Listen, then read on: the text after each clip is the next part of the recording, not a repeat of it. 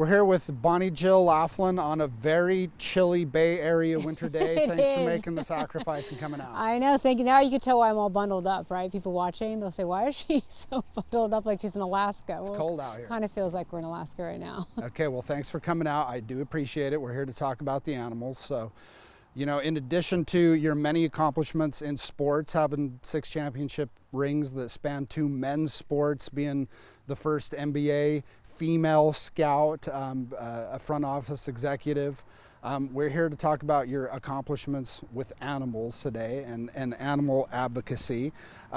So ahead of this interview, I was looking at your social media and I saw you kissing a deer. Yeah. What's up with that? How did you get into the animal advocacy, and what's going on these days? Yeah, if you look at my social media, it's basically my career in animals. I mean, and supporting the military. That's basically it for me. Those are my passions, and it started as a little girl.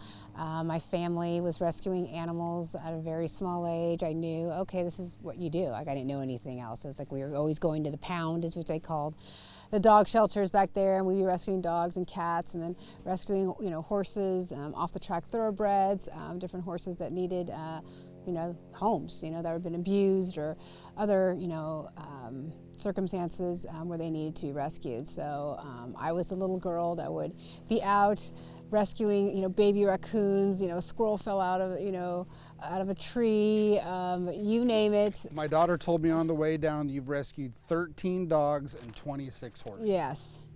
Yeah, and that's just like now. I mean, if you went back to when I was little, it would be, maybe could be in the, you know, hundreds, hundreds and hundreds. Because I mean, I would rescue everything when I was little. I mean, my poor father, he was always like, why are you always bringing home all these animals? And I'm always nursing them back to health or finding a place to bring them. And there was this connection that I had with animals, you know, right out of the womb. And there was a bond that I had. I felt like I could relate to animals better. They were like my friends.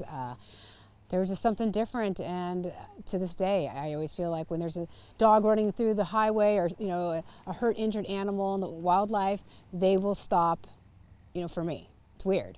You know, what is Hounds for Heroes? Hounds and Heroes. That is my nonprofit that I started in 2010, and we rescue dogs from the shelters, high-risk dogs that would otherwise be euthanized, and we pair them up with veterans that are suffering, combat veterans who suffered from PTS, TBI, amputees, and then we also rescue horses that I've saved from slaughter, and we do equine therapy retreats in Texas.